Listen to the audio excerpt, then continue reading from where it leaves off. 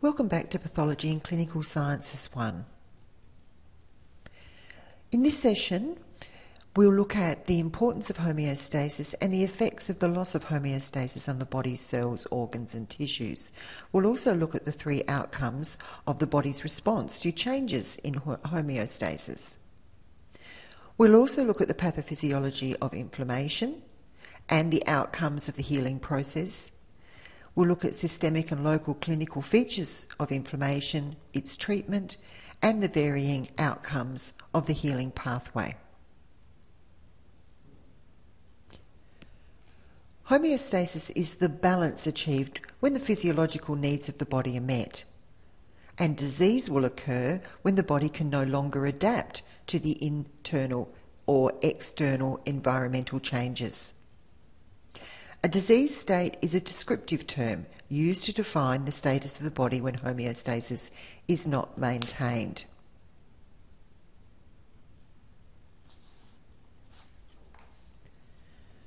The degree of damage that occurs to the body depends on the ability of the body to adapt to the injurious stimulus. If the stimulus is prolonged or severe and adaptation mechanisms are exhausted, then cellular injury will result, which may in turn lead to a disease. So what happens when homeostasis is lost? It can affect all levels of structural organisation of the body. At a cellular level, cells can swell due to the failure of the sodium-potassium pump. Homeostasis can, or loss of homeostasis can affect the tissue level. It can affect an organ, leading to organ failure, or it can affect body systems, leading to disease or death. Initially, the cells will try to adapt, and if this fails, the tissues, then the organs will suffer, and then finally the organism as a whole.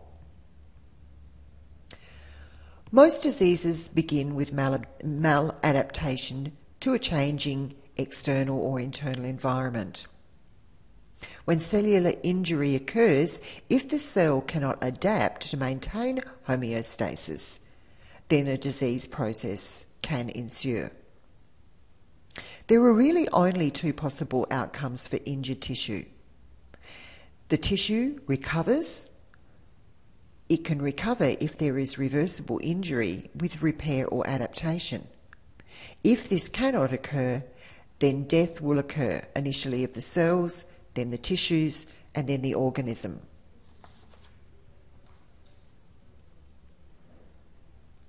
Causes of cell death can be things like ageing.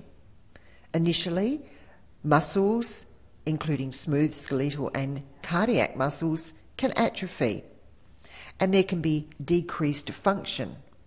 For instance, there's decreased action of fibroblasts as we age, hence the reason why we lose connective tissue and get wrinkles. There may be atrophy or decreased function of exocrine glands. Apoptosis is programmed cell death, where cells are programmed to die in a controlled fashion. Cell injury can also occur due to the failure of the sodium-potassium pump and as the cell loses its ability to produce ATP. There can be physical causes of death or injury to the cells: trauma, pressure or tearing of the tissues, physical agents such as cold, heat and radiation. There can also be biological causes like bacteria, viruses, parasites or fungi. Metabolic causes such as hypoxia or toxic buildup, or abnormal metabolites in the body, nutritional deficits or fluid and electrolyte imbalance. And there can be chemical causes of cellular death: toxins, poisons, foreign substances, chemical agents including carbon tetrachloride. This is used in dry cleaning and it damages the heart, liver, kidneys and the optic and other nerves. Exposure to arsenic, which can be found in rat poison. This can lead to diarrhea, vomiting, cramps, convulsions or coma. Or exposure to cyanide inactivates cellular enzymes that are responsible for cellular respiration, and this can kill very quickly.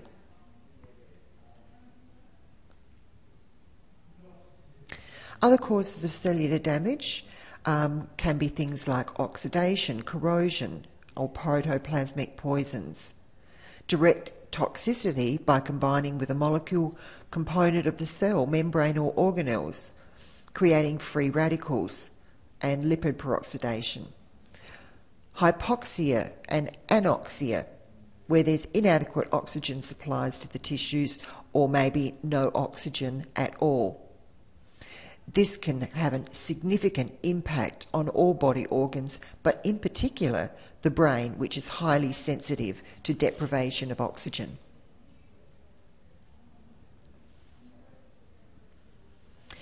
Now, cells have the amazing ability to adapt to changes in their environment. Cellular adaptation is the state of an adapted cell, lies somewhere between normal and injured, but is neither, and is reversible.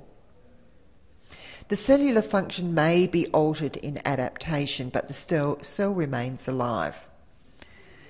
Cellular adaptation is a very common process in the body, and it's an integral part of many disordered states and also many healthy states, which we'll see.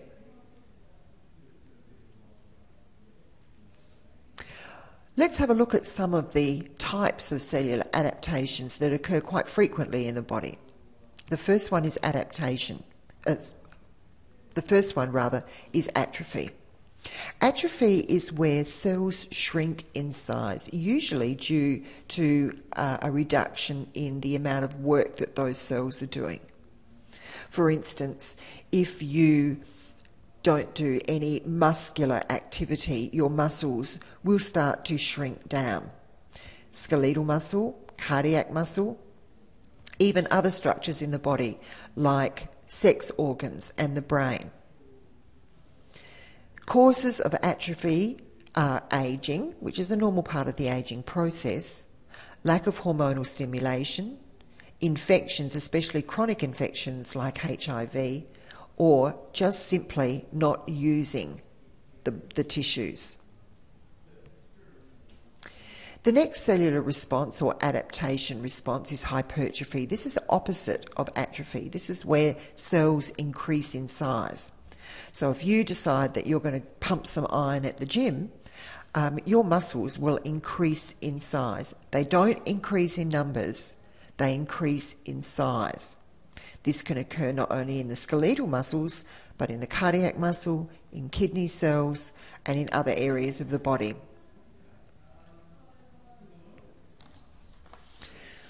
Hyperplasia is an increase in cell numbers. Common types of tissue that undergo hyperplasia are the epithelial cells, the kidney cells, and the liver cells. What causes hyperplasia is increased mitosis or division of the cells, growth factors, and hormones. Dysplasia is an often reversible, abnormal change in the size, shape, and the organisation of mature cells. It's common in epithelial cells and the respiratory tract. When you look at dysplastic cells under a microscope, they're intact. They have an intact cell membrane and nuclear membrane, but they look a bit odd. These are the types of cells that pathologists are looking for when pap smears are sent to the pathology lab for analysis. Metaplasia is also a reversible adaptation of cells, where the cells actually change from one mature type to another mature type of cell. These are common also in epithelial cells. There's a condition known as Barrett's esophagus, which is caused by reflux of stomach acid up into the esophagus. Now, normally the esophagus is a stratified squamous epithelium, But this needs to change to a more robust epithelial tissue with lots of goblet cells in order to withstand the impact of the acid on the esophageal lining. So the esophageal membrane changes from a stratified squamous to a cuboidal or columnar epithelium with lots of goblet cells producing mucus that can help protect the lining from the insult of the acid. Now, neoplasia is an irreversible, uncontrolled, progressive multiplication of cells, rogue cells, those that have mutated. The causes are carcinogens, or agents that are capable of causing cancer. With these neoplastic cells, we see increased mitosis. There is the loss of all of the checks and balances, such as the tumour suppressor genes that help to control the cell life. And these cells are capable of penetrating through the basement membrane that lies under epithelial cells and can then migrate to other areas of the body and set up further tumours at distant sites. Anaplasia is the loss of differentiation of cells and their orientation to one another and their axial framework and blood vessels. They're usually fast-dividing cells, such as the liver cells, hepatocytes. And the causes are the loss of control of suppressor genes and the cellular differentiation process.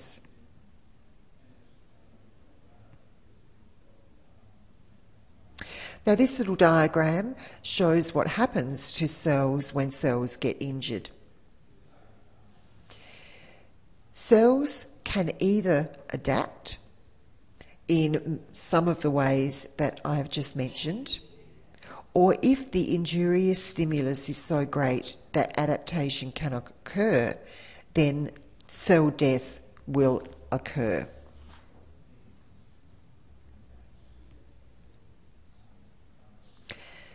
Now, tissues have the ability to change, as we've seen, and there's many responses that tissues and organs undergo in order to withstand their changing environment.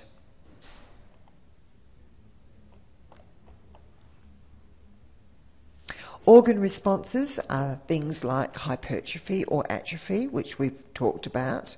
There may be altered function to those organs. They may increase their functional ability or decrease their functional ability. If the organ becomes overworked, it can become exhausted and the organ can fail, or there may just be general loss of function. So let's have a look at these cellular adaptations and see what their effects can be on various organs of the body. Atrophy of the brain would have multiple effects on the body. Think about what the brain does. The brain controls our motor functioning. It receives sensory information. It processes memory and behavioural aspects and character traits. If the heart was to hypertrophy, it doesn't become a stronger heart with increased size. It actually becomes a weaker heart. Metaplasia is a change from one cell type to another. In the trachea, we may lose the mucociliary blanket.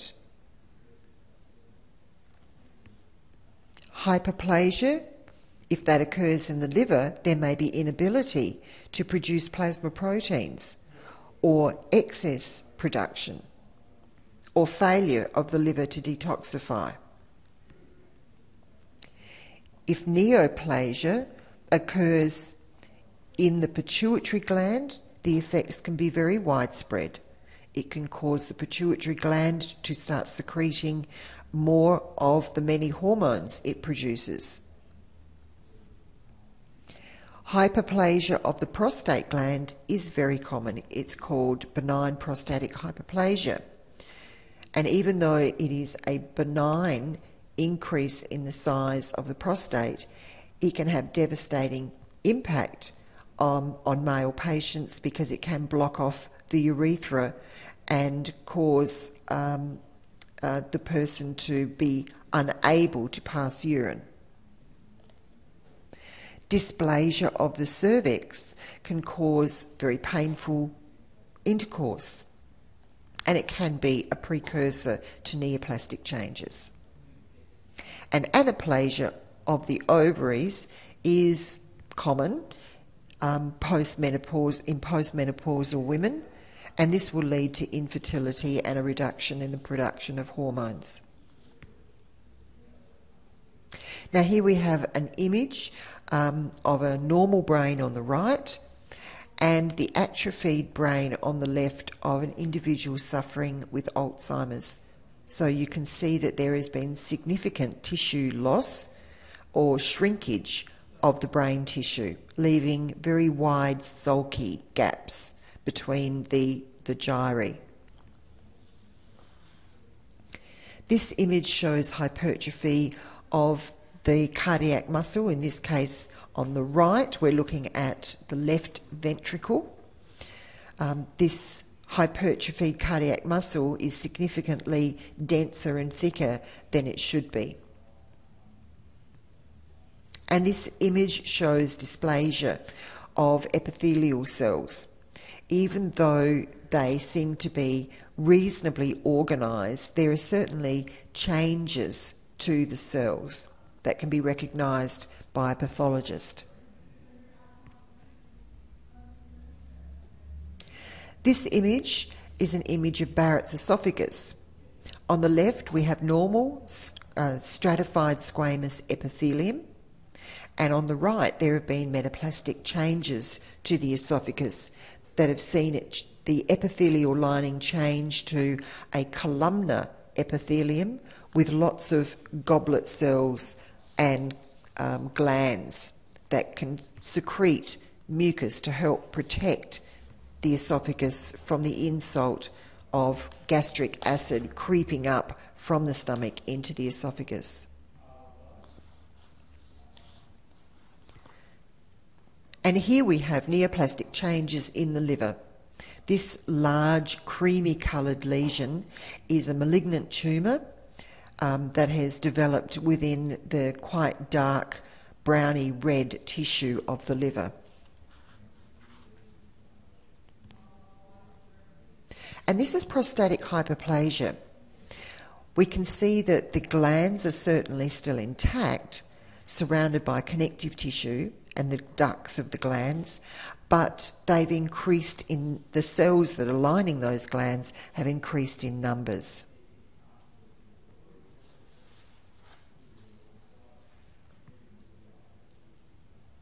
Okay, it's time for a bit of a break. So up you get, stretch your legs, have something to drink, and when we return we'll start looking at inflammation and healing.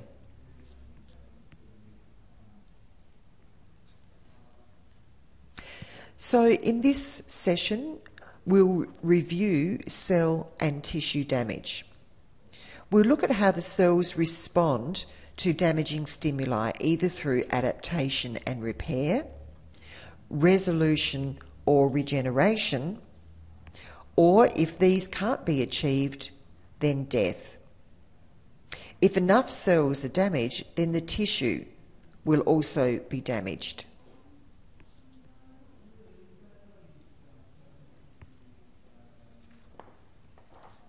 This image shows the damaging stimuli at the top, which will lead to an acute inflammatory response.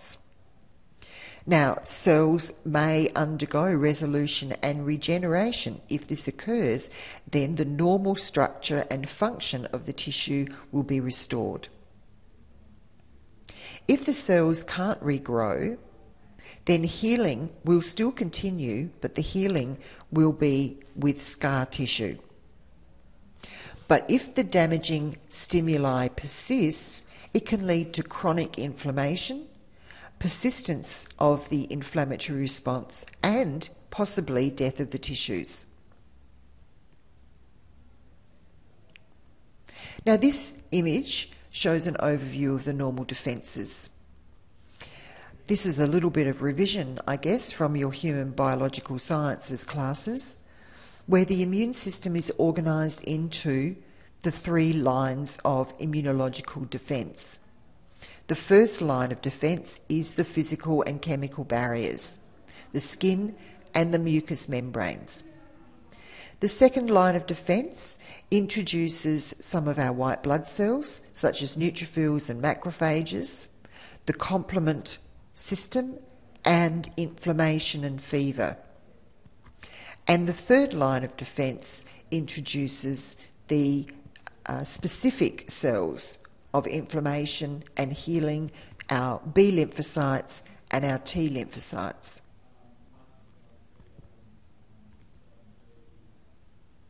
So the clinical features of inflammation are, firstly, an injury must occur to the tissues. When this occurs, chemical mediators are released. These can lead to vasodilation of the arterioles and capillaries, which is necessary because all of the good stuff that is required for healing comes via the bloodstream. So if the arterioles and capillaries can vasodilate and become larger, then we can get more nutrients and oxygen, antibodies and plasma proteins into the tissue, the damaged area, so that healing can proceed at a much faster rate. But with dilated blood vessels, there will be more redness and more heat to the tissue. There's also capillary permeability. These chemical mediators cause the capillaries to become quite leaky, and this allows all of the nutrients and plasma proteins and antibodies and white blood cells to escape the capillaries and get into the tissue where it's damaged.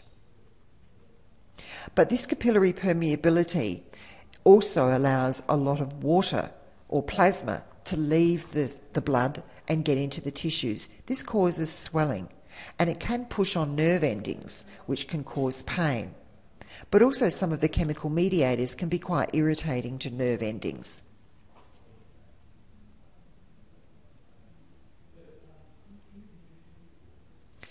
Clinical features of the inflammatory response, firstly, is an injury needs to occur.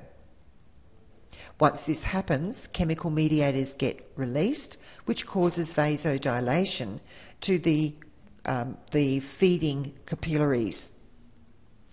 These capillaries become very leaky, so that leukocytes, nutrients and other components of the blood can leave the blood and get into the tissues where they can mount a repair mechanism.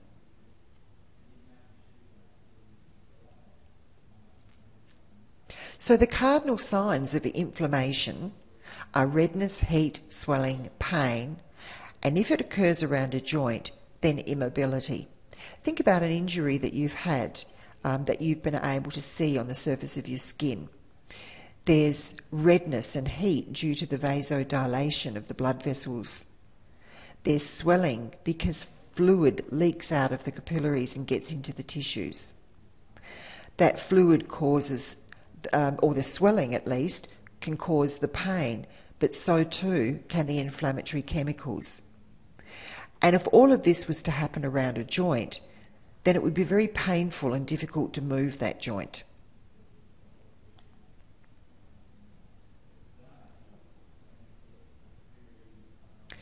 Now, the causes of inflammation can be varied. It may be a tissue injury, it may be due to an infective agent, or there may be blood vessel damage. So the things that can cause these inflammatory reactions can be trauma, like cuts and sprains. Metabolic injury can be caused by a reduction in the amount of oxygen getting to a tissue. This can lead to cell death or infarction. Inflammation can also be caused by an allergic reaction or physical agents like heat, cold or radiation chemical agents such as acids, poisons or toxins, or foreign bodies that have been left in the skin, splinters or dirt.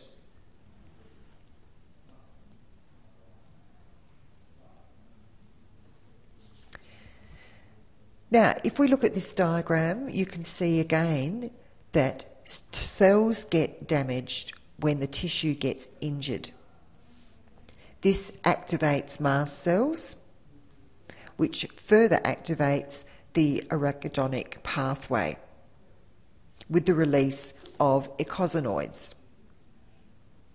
Now, the eicosanoids can go on to activate the cyclooxygenase pathway, which leads to the release of prostaglandins, or the lipoxygenase pathway, which leads to the release of leukotrienes, or maybe both together. These are normally occurring hormones that are synthesized and exert their actions on the same tissue. Prostaglandins are derived from the fatty acid prostanoic acid. It causes vasodilation and contraction of other smooth muscle.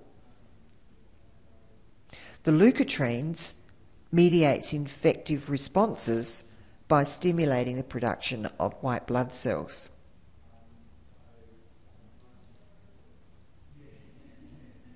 This diagram shows the arachidonic acid pathway leading to the prostaglandins or the leukotrienes being synthesized.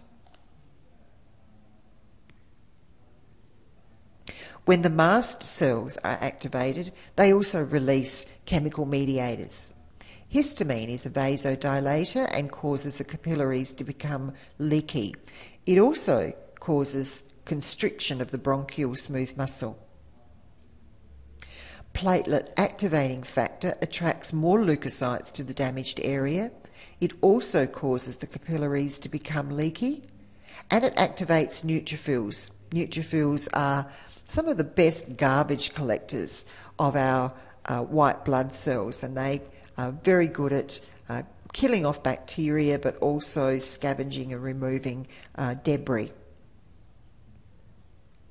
Mast cells also can release cytokines, which attract more macrophages and leukocytes to the area of damage and recruit platelets to help repair damaged blood vessels.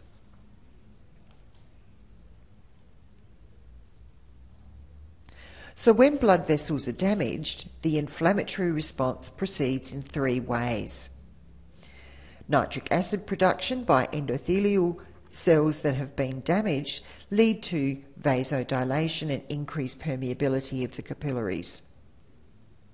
The kinin system leads to the release of bradykinin, which is an irritant, but it does increase permeability of the capillaries, and because it's an irritant, it can stimulate the pain receptors. And the coagulation system increases blood clotting through the production of thromboxane, decreases blood loss, and helps to trap pathogens.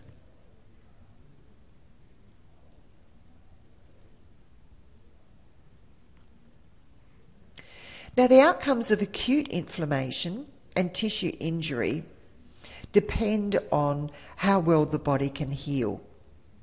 Activation of mast cells and macrophages in response to tissue injury aims to prevent the spread of potential pathogens, supply the products that are needed for defence, and supply the products that are needed for healing, such as white blood cells, antibodies, and plasma proteins like clotting factors.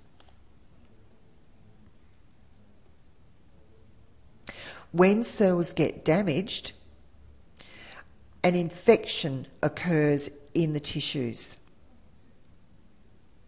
Initially, it's an acute inflammatory response. The detection of pathogens activates the macrophages and immune cells that sets in motion the pathways already discussed. In this diagram, we can see a normal capillary bed in the upper image. During acute inflammation, the capillaries dilate and become leaky. There is also an influx of white blood cells. Many more macrophages will be recruited to the area to engulf foreign antigens and they kill these antigens with lysozymes. Most macrophages are wanderers, but some tissues do have some resident macrophages. For instance, the alveolar macrophages in the lungs or the Kupffer cells in the liver.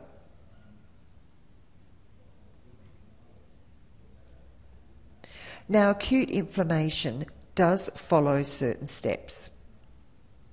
Firstly, we have the infection with pathogens.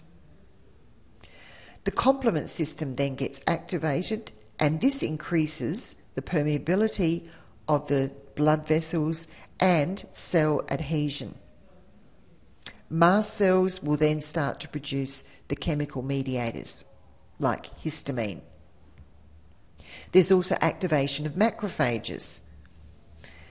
These can also stimulate or produce and release cytokines, and this can result in the vascular changes that occur in acute inflammation.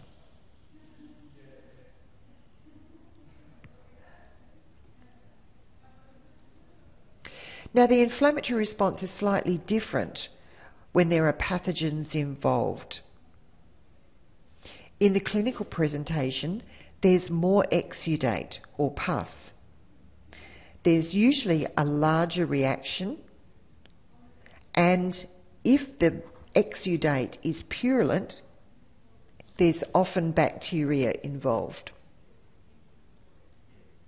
But there are different types of exudate. A serous exudate is very watery. If you've ever had a burn and got a blister, and you pop the blister, which you shouldn't, but if you have, then the watery material that comes out of that blister is a serous exudate. Fibrinous exudates are usually thick and sticky, and there's usually always scar tissue involved in the healing process. This type of exudate is common in tendon and ligament injuries. As I mentioned on the previous slide, purulent exudate nearly always involves bacteria. An abscess is a localised pocket of pus that's been encapsulated by the body. It's been walled off because often the body can't eradicate the exudate, so the next best thing is to enclose it within a wall of macrophages so it can't escape into other tissues. And bloody exudates are caused when blood vessels get damaged.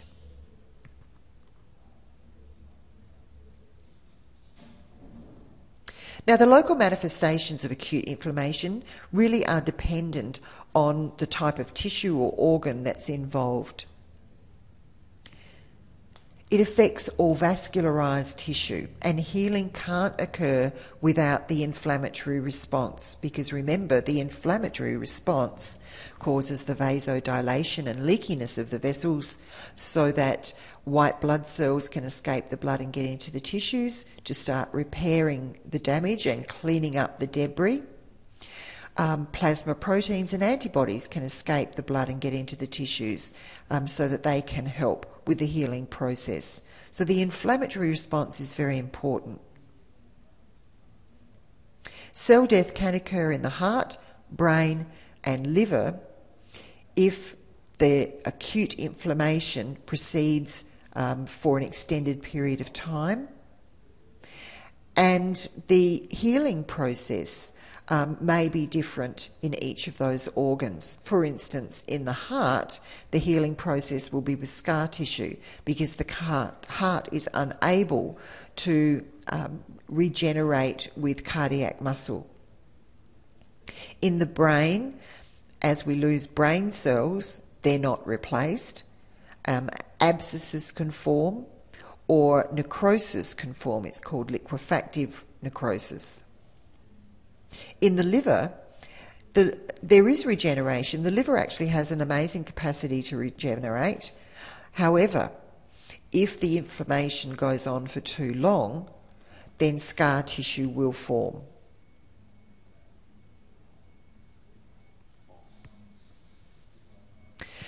Now, there are certain signs and symptoms that appear with inflammation. General malaise, or just generally feeling unwell. Fatigue, exhaustion, feeling extremely tired. Sometimes sufferers get a headache. They go off their food. A fever can develop. It's usually quite high with viral and bacterial infections. Leukocytosis is an increase in the number of circulating white blood cells, which is a normal response to inflammation. We need extra white blood cells to fight the infection. And there'll be increased plasma proteins such as clotting factors and immunoglobulins that can help fight the infection. This diagram shows the course of the inflammatory response. On the left we have either tissue injury or infection, both of which will lead to acute inflammation. This acute inflammation will lead to the release of cytokines, complement and eicosanoids. These help prepare the body for healing. If the cause of the acute inflammation is removed, then healing will progress either through resolution and regeneration of the original tissue or repair through the laying down of scar tissue. If the cause of the inflammatory response persists, chronic inflammation may occur, and chronic inflammation can also be repaired either through regeneration or fibrosis.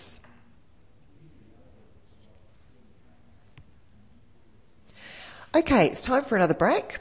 So stretch your legs, and when we come back, we'll have a look at chronic inflammation.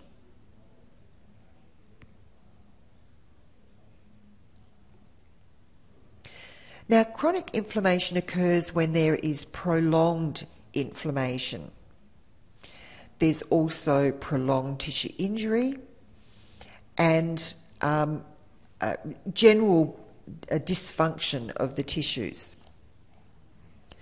The causes of chronic inflammation can include ineffective eradication of the cause of the initial acute inflammatory response. It can also occur as a distinct process without much acute inflammation. For instance, specific bacteria, prolonged irritation by chemicals, or long-term abnormal immune responses such as asthma or autoimmune diseases.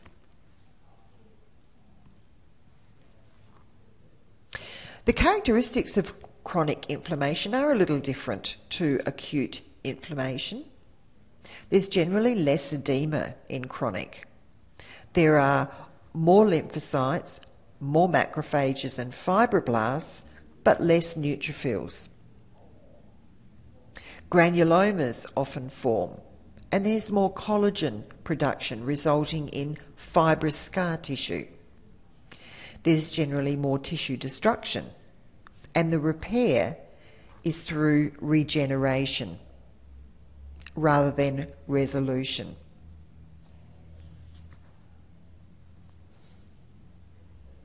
This diagram shows healing of a very simple cut to the skin where the wound edges are closely approximated.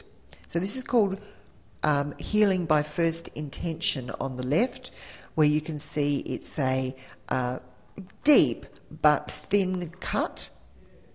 The wound edges can be drawn together very nicely, and when the tissue has healed, there may be a small scar, but mostly the tissue has been restored to its normal state. On the right, however, we have healing by second intention. This is a more extensive wound. It will require more inflammatory mechanisms, and it will take longer to heal, and there's likely to be a larger scar.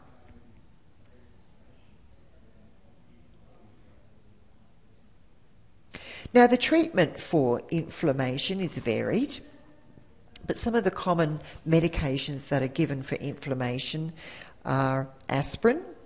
This is an anti-inflammatory, anti-fever and analgesic or pain-killing drug. There is some suggestion that aspirin is a natural dietary modulator of infection because it comes from the willow bark.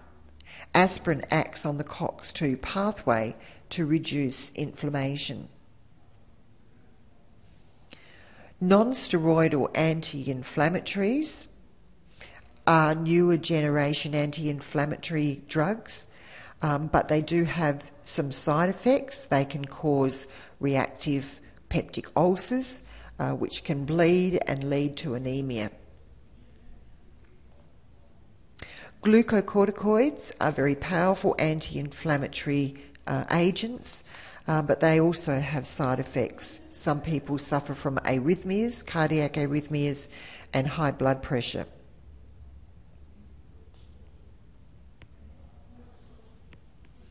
Now, tissue healing begins during the final stages of acute inflammation. There's removal of cell debris. The bacteria must be removed in preparation for new tissue to be laid down. The most desirable outcome is resolution and regeneration. If resolution and regeneration is not possible, healing is through the laying down of scar tissue. And there's 3 stages of this deeper wound healing: the inflammatory phase, proliferative phase, and remodelling phase. In the inflammatory phase, there's a brief period of vasoconstriction followed by vasodilation and increased permeability of the blood vessels. Fluid also moves out of the blood into the tissue spaces, increasing the viscosity of blood. The flow of blood to the tissue reduces, leading to the formation of blood clots. White blood cells enter the site and cause phagocytosis, and they release mediators that can attract fibroblasts to the tissue injury in order to repair the tissue through scar tissue. The next is the proliferative phase, where more fibroblasts are recruited to the area and start laying down fibres. There's multiplication of the cells. The fibroblasts also can release some growth factors that help the cells to divide, form new blood vessels, and migrate.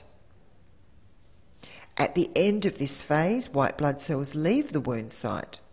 The edema eventually diminishes, and the wound begins to blanch as the small blood vessels begin to get thrombosed and degenerate. The final stage of proliferative phase is epithelialization.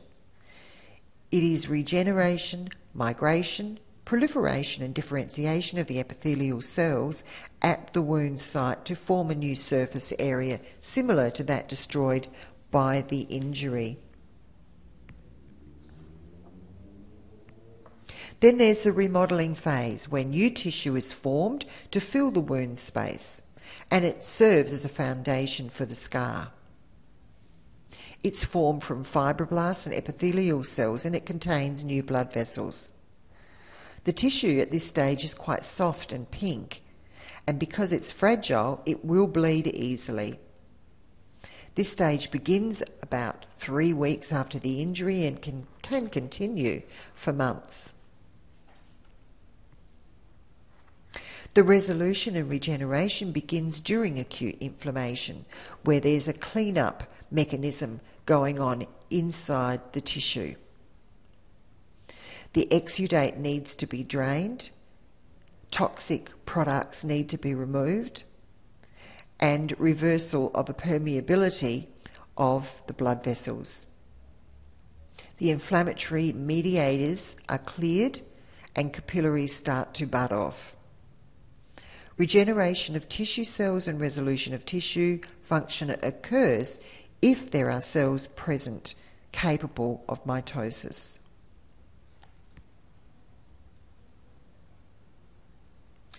Replacement and repair begins during acute inflammation, again with the clean-up of the dead tissue, draining of the exudate and toxic products. Capillaries start to bud, and the repair occurs in 3 processes. Firstly, there's filling of the wound, then sealing of the wound, and then shrinking of the wound. Fibroblasts help lay down the scar tissue, and this also helps to draw the wound edges together. Now, there are many factors that can either promote or delay healing. Good nutrition promotes healing. Good circulation promotes healing. Increasing age can decrease or delay healing. If there's any infection, this will delay healing. Good hygiene improves healing. Some medications improve healing. Some medications can have a negative effect on healing.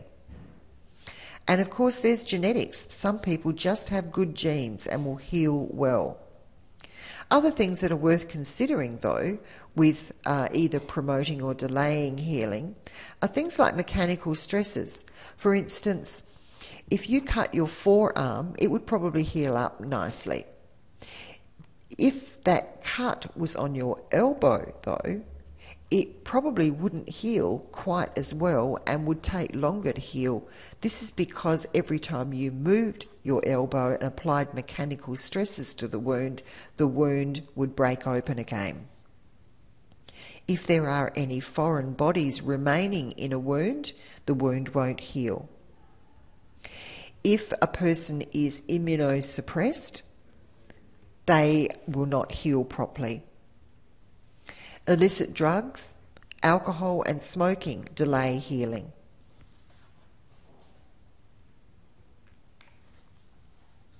Now, the complications of healing can be things like the infection spreading through the bloodstream, causing septicemia.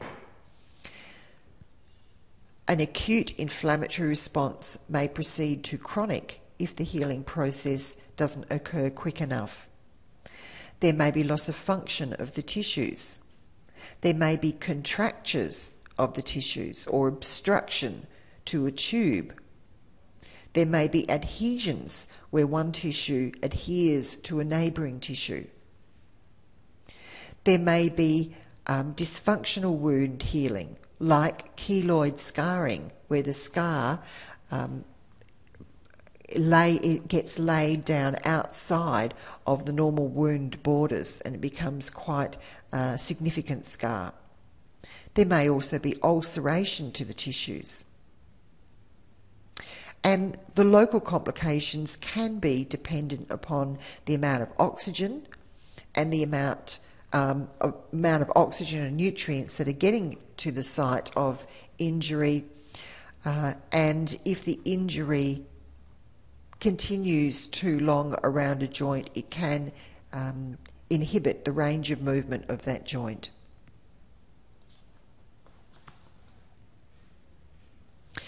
This is a diagram of a stomach ulcer. This ulcer has been around for some time. There is evidence of significant attempts at healing by looking at all the scar tissue that surrounds the central ulcer area.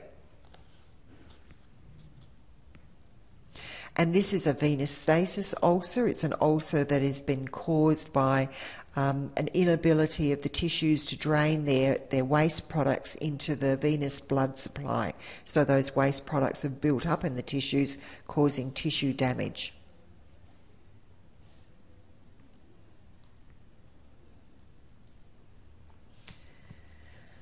On the left, we have, at the top picture, we've got the normal esophagus and stomach. On the right, we've got a very narrowed, stenosed esophagus that has been caused by the deposition of scar tissue for whatever reason. It may be that a person has inhaled boiling air or gases in a fire, or has ingested a toxic chemical that has eroded their esophageal membrane and caused scarring. In the bottom image, we've got adhesions where different parts of the small and large intestine have adhered together during the healing process, and this can cause twisting of the bowel, leading to bowel obstruction.